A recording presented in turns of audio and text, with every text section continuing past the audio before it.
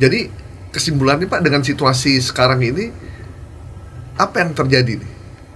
Ini udah gencatan senjata, harga udah kembali nggak paham normal. Gitu. Apa karena sudah tercapai nih? Pertama nyerang Iran, terus Irannya nyerang fasilitas pangkalan militer, terus tiba-tiba dia ngumumin ceasefire. Apa karena sudah tercapai? Harga minyaknya naik, atau panik karena Selat Hormuznya mau ditutup tanpa mempertimbangkan dulu konsekuensi dia menyerang fasilitas nuklirnya Iran? Emang kalau orang-orang tua kita orang tua, Mas, presiden pasti sudah punya pertimbangan politik yang matang lah. Trump udah 80-an tahun, Netanyahu 73, 76, terus Ali Khamenei udah 70-an. Orang-orang mencari yang masih 38 ya. Orang tua kalau berantem begini nih Pak, nyusahin negara dunia. Cari yang masih 38 makanya Mas. Gimana Pak Archandra? Tentu nggak ada yang tahu pasti ya, apakah tujuan, tapi yang kita lihat adalah ketidakstabilan tetap tercapai, sudah tercapai ketidakstabilan ya. Ketidakstabilan region itu sudah tercapai. Sudah tercapai. Artinya jahat apa? Orang jahat Pak. Nah, yang sudah terjadi yang kita lihat ya. Yang pertama ketidakstabilan, ya. Mulai kapan sejak tahun 73 itu kan ketidakstabilan kan dijaga ini. Nah untuk sekarang ya Israel dengan Iran tercapai tujuan ketidakstabilan. Kalau ketidakstabilan tercapai artinya apa? Masing-masing negara harus mempersiapkan diri kan dengan membeli apa? Membeli senjata. Nah, mungkin ya saya nggak tahu. Beli senjata dari siapa? Dari orang juga. Iya. Ya. Terus apalagi yang sudah tercapai ya? Mungkin nggak salah satunya adalah mengganti national leadership-nya di Iran gitu kan? Mungkin kan? Karena kemarin Netanyahu ketika pidato dia mengatakan bahwa kami kepada rakyat Iran, kami akan menyelamatkan Anda dari kungkungan presiden yang sekarang. Kami akan membebaskan kalian. Sama ya kata-katanya dulu kayak zaman Saddam Hussein sama Gaddafi ya. Wah, tinggal ganti Iran, nama doang ya. Kami datang untuk menyelamatkan kalian. Sama ya. Template Pak. Jadi historinya itu sudah ada. Ini kan repeat history aja. Ya, history repeat gitu. Method politik untuk mengamankan energy security lewat penggantian kepemimpinan nasional. Yang sudah dilakukan sebelumnya siapa saja Pak? Ya kalau kita lebih jauh lagi, Irak kalau nggak ada minyak mau nggak perang waktu itu Amerika? Katanya ada bunker nuklir Pak. Bukan minyak Pak itu. Ada nuklir katanya Pak. Ya. Dan setelah itu masuk siapa yang ke Irak? Oil company kan? Iya, company. Dari mana? Dari Amerika banyak. Dari Indonesia Pak. Jadi kepemimpinan di Irak itu kepemimpinan di mana lagi ya? Sampai sekarang perusahaan Amerika nggak ada yang masuk Iran Pak? Nggak ada sama setelah Khomeini memimpin nggak ada. Dari 79 tuh Pak. Iya. 7 tahun. 46 tahun. Nah, coba ya, saya ngasih clue lagi. Cadangan minyak dunia, 5 negara punya cadangan minyak terbesar dunia, 5 ya. 1 Venezuela. 2 Amerika. 3 Iran, 4 Arab Saudi, 5 Rusia. Ya. Venezuela tidak bisa diakses siapapun. Kenapa Pak? Kan setelah dia menasionalisasi semuanya ya, usir semua yang lain kan, dia masuk sampai hari ini. Tapi nanti berusaha ganti pemimpinnya lagi. Nah, kan teorinya yang tadi, gimana caranya Kita lihat aja kapan ini nanti. Ada nuklir juga. Yang kedua Iran juga nggak bisa diakses siapapun. Ya. Ya, nggak ada perusahaan-perusahaan minyak Eropa, Amerika bisa masuk. Ketiga Rusia, nggak bisa diakses siapapun. 3 dari 5 itu nggak bisa diakses. Iya. Ya. Iya. Yang bisa diakses itu Arab Saudi. Tapi Arab Saudi bisa diakses oleh Amerika saja. Amerika Eropa saja. nggak bisa masuk. Tinggal yang playing fieldnya bisa masuk semua di mana? Di Amerika. Di Amerika ya. Ya Amerika. Sama di Indonesia. Nah, kan cadangannya nggak besar. Iya, Nggak besar. Kan kita yang besar, yang 5 besar tadi. Dulu besar mungkin Pak, sekarang Ya. enggak ya. Jadi Kita fokusnya yang besar buzzernya sekarang. Mining buzzer ya. Sama mining crypto. Oke, lanjut Pak. Iya juga sih Pak, ya bener. ya. Jadi kalau gitu fokusnya kemana sekarang untuk energy security? Ya ke negara-negara yang punya riset besar ini kan. Nah kita nggak tahu apa yang terjadi setelah ini terhadap misalnya Iran, Rusia seperti apa, Venezuela seperti apa. Bisa jadi Pak, mungkin nggak Israel sama Amerika ini lagi testing the water juga. Kalau Kalau Iran misalkan berhasil, sukses, ya masuk lanjut. Venezuela. Kalau enggak ya udah. Namanya juga usaha kan. Ya kan? Namanya juga usaha. Kalau enggak ya kita senjata gitu. Ternyata Iran lebih kuat dari yang mereka perkirakan. Iya. Ada yang bilang juga kekuatan yang tidak diduga-duga ini terjadi karena embargo yang terjadi begitu lama. Iya bisa jadi ya. Jadi kekuatan mereka tidak terpetakan oleh dunia. Iya bisa jadi. Mereka sangat maju. STEM-nya science, technology, engineering, math-nya itu sangat maju di sana. Tanpa diduga-duga ya Tanpa. Pak. Dan teknologi minyak mereka juga tanpa bantuan yang lain mereka kembangkan sendiri. Teknologi pertanian, teknologi segala macam, maka mereka bisa swasembada. Waktu embargo. Sejauh ini untuk teknologi ya, Iran tuh banyak bekerja sama siapa? India. Saya nggak tahu persis ya dengan siapa, tapi dia sangat maju. Nanoteknologinya maju. Karena saya pernah lihat ke sana tentang teknologinya dia. Mereka kembangkan sendiri atau misalnya Kembangkan sendiri. Kerja sama Cina atau sama India Ada. atau sama Rusia? Ada. Sama Cina. Luar Oke, biasa. Pak Chandra. Ternyata sekarang Amerika sudah bukan segalanya. Iya, Pak. Dari tadi kita ngomongin Timur Tengah nih, negara orang. Sekarang kita ngomongin negara Republik Indonesia yang kita cintai. Yang dulu adalah anggota OPEC. Yang dulu anggota OPEC, negara Gemah Ripahloh Jinawe, negara yang dianggap Kayak paling lengkap dengan sumber daya alamnya. Jadi dia punya minyak, dia punya tambang, dia punya kekayaan perkebunan, pertanian yang tidak dimiliki oleh negara lain. Kalau Timur Tengah cuma punya minyak sama gas, tapi dia nggak punya perkebunan, pertanian, sawit. Begitu juga di negara lain. Nah kalau kita lengkap loh, sampai ke semuanya pariwisata juga ada sampai loh. ke pariwisata semuanya ada. Tanpa harus di-create pariwisatanya. Kita nggak ngomongin pengolahan kebun yang lain, kita ngomongin pengolahan energi dari tahun ke tahun yang Pak Archandra juga berada di dalamnya saat itu dan diharapkan memberikan perubahan. Tapi karena urusan politik tidak sampai belum ngapa-ngapain sebenarnya Pak Archandra itu.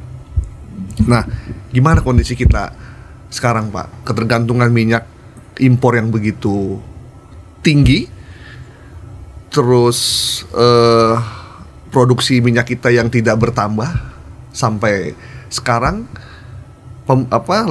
Lapangan-lapangan yang tua yang masih jadi andalan kita, cepu dan lain-lain, sementara yang baru juga tidak banyak. Kilang minyak yang tidak pernah ada. Kemarin di zaman Pak Jokowi 10 tahun pengen bikin kilang minyak 3, tapi sampai sekarang tidak ada satupun yang dibuat karena urusan politik dan lain-lain. Terus kemudian sumur-sumur tua bisakah diaktifkan kembali? Seperti apa Pak kita? Ada yang bilang kita ini rawan, kita dalam kondisi krisis energi, apalagi dalam peperangan yang nanti kalau berkepanjangan. Alangkah indahnya kalau kita bisa swasembada Iya. energi. Beban berat buat Pak Archandra untuk menyampaikan ini. Semoga kita tidak putus harapan lah ya, bahwa ada potensi di negara ini yang perlu kita garap dengan baik ya, baik itu dari sisi yang tadi disebutkan pertanian maupun dari sisi energi. Dua security yang sebuah negara selalu impikan itu adalah food security dan energy security. Dua itu ya. Nah, untuk energy security tadi kita sudah membahasnya bagaimana negara lain untuk mendapatkannya. Pertanyaannya mungkin gini, kita mau menempuh jalan yang mana? Ya. Tentu pemerintah sekarang semoga sudah bisa mengambil langkah-langkahnya. Apakah kita akan menempuh jalan militer, menempuh jalan politik, atau menempuh jalan teknokratik? Atau ada jalan lain? Ya. Karena kita berbeda, negara kita itu beda, ya. Kita negara kepulauan, yang penduduknya besar, dan kemampuan daya beli masyarakat kita itu tidak sama dengan Jepang, tidak sama dengan Korea, tidak sama dengan Eropa dan Amerika. Nah, dalam rangka energi security ini, apakah kita akan meniru atau ikut cara-cara negara lain atau negara yang lebih maju, nunut gitu ya, apapun yang terjadi, tanpa mempedulikan bahwa kita itu berbeda. Ya, tadi saya sebutkan berbeda, kita kepulauan. Kalau bikin listrik pulau dengan kontinen kayak di Amerika itu beda. Supply energi BBM dan ini beda. Orang pakai pipa-pipa. Sekarang kita mungkin ya masih banyak tracking dan lain-lain. Belum lagi daya beli masyarakat kita yang tidak tinggi. Nah, untuk itu mampu nggak kita bikin strategi mengusahakan apa yang ada di dalam negeri? Nah, ini nanti akan berujung kepada apakah kita mendahulukan energi security atau energi transisi. Itu aja kita nggak bisa nentuin, Pak. Ya. Kayaknya mau semuanya diraup. Karena kalau transisi duluan baru secure, atau secure dulu baru transisi. Mana yang paling baik? Kalau saya memilih secure dulu baru transisi. Iya. Kalau kita bersepakat, nah ini ada komitmen kolektif lah. Kita sebagai anak bangsa berkomitmen secara kolektif bahwa kita itu mendahulukan security. Kalau kita mendahulukan security, artinya resources apa yang kita punya di dalam negeri, itu yang kita manfaatkan. Termasuk dalam hal ini mungkin yang sekarang juga lagi ribut dalam masalah batu bara. Ya enggak? Sekarang kita punya enggak pemahaman kolektif terhadap tentang pengelolaan batu bara itu, Pak? Tentang pengelolaan batu bara, nikel juga lagi ramai, Pak. Yang lain-lain lah yang pada akhirnya bermuara kepada energy security kita. Coba bayangkan, tadi kita bicara tentang strategic petroleum reserve di mana di Amerika dan negara OCC ini 90 hari. Cina sekarang strateginya bukan lagi strategic petroleum reserve, bukan petroleum lagi, tapi sudah mengarah kepada strategic critical mineral reserve. Jadi mineral-mineral kritis atau penting, nikel, kobalt, manganis, aluminium, segala macamnya itu sekarang disimpan, bukan untuk digunakan di Jepang, di Cina. Ya. Jadi memikir jauh ke depan. Buat mengamankan suatu saat ini kan dibutuhkan ini. Kalau dia bisa mengontrol itu, sama seperti mungkin ya Arab Saudi mengontrol oil pada saat 73. Dahsyat. Kenapa kita nggak melakukan itu, Pak? Kenapa kita produksi jual, duit masuk APBN pakai, produksi jual? Kenapa kita nggak pernah berpikiran para pemimpin-pemimpin kita itu melakukan hal yang sama dengan negara lain? Mungkin kita nggak tahu. Siapa tahu ada. Setahu saya nggak ada sih, Pak. Tapi sedih sih, Mas. Di saat negara lain sudah jualan teknologi, kita masih jualan tanah, Mas. Sedih, Mas. Nah, berarti mesti ada tadi, Pak ya, kesepakatan kolektif tentang pengelolaan energi yang kita miliki. Iya. Itu semua stakeholder harus berkesepahaman. Siapa dirijennya, Pak? Itu yang nggak ada sih menurut saya. Indonesia, kan yang mengatur ini semua. Bahwa kita harus begini, kita harus. Yang ada sih di kepala saya itu urusan itu jual, bisnis. Iya. Langsung ke hilirnya gitu, bukan ke hulunya. Belum lagi langsung mobil listrik, langsung ini. Belum lagi orang yang mikir saya dapat apa dari kebijakan ini. Jadi kalau tadi Pak Chandra bilang jangan putus harapan, kita ini udah hampir putus sebenarnya. Iya, Pak. Masyarakat juga sebenarnya ini kita negara kaya, batu bara banyak, tapi yang kaya ya segelintir orang aja. Saat ada pengelola batu bara punya duit banyak, beli pesawat, bisa punya menteri, bisa punya ini, bisa punya ini. Kan kita ngeliatnya itu gimana ya? Itu tadi, Pak, kesepakatan kolektif itu untuk menjaga reserve negara ini supaya aman seperti negara lain. Iya. Ya, mungkin saya salah ya. Apakah negara lain punya kesadaran kolektif itu enggak? Dan komitmen kolektif enggak terhadap pengelolaan ini? Menurut saya ada ya. Sewaktu Raja Arab menggunakan oil for weapon tadi, ya, itu kan kesadaran rajanya bahwa ini bisa digunakan sebagai alat menekan supaya Amerika tidak membantu Israel. Benar. Ya. Nah, yang kita bagaimana dengan Cina sampai pada kesepakatan bahwa yang kita kumpulkan sebagai reserve itu bukan lagi oil, tapi critical mineral. Kemana dia mikir seperti itu? Udah jauh banget, Pak. Udah jauh sekali. Nah, ya kita berharap semoga yang diberi amanahi di Republik ini juga bisa memahami bahwa kita memerlukan itu. Ya. Nanti linknya kita kirim ke Hambalang deh. Kita harus tahu kekuatan negara kita apa dan kita utilize dengan bijak ya Pak ya, supaya bisa menjadi sumber kekuatan yang ditakuti oleh negara lain. Ya seperti tadi Arab Saudi menggunakan minyak sebagai senjata ya Pak ya. Iya. Supaya benar-benar kalau nanti Perang Dunia Ketiga kejadian, Indonesia beneran negara yang paling aman. Iya, harusnya begitu. Dengan kekayaan yang sebegitu banyak. Terima kasih banyak Pak Archandra. Terima kasih. Ini langsung nyut-nyutan. Ini kalau orang-orang bilang ini kita ngobrol isinya daging semua nih. Saya sakit kepala gua. Ini belum semua nih, kita belum ngomongin tadi apa Pak yang mau kita Singapura belum kita omongin. Iya. Terus ada beberapa hal tentang pengelolaan minyak. Tadi soal shifting energy juga belum sempat diomongin, waktunya udah habis. Terima kasih banyak Pak Archandra atas bikin terangnya.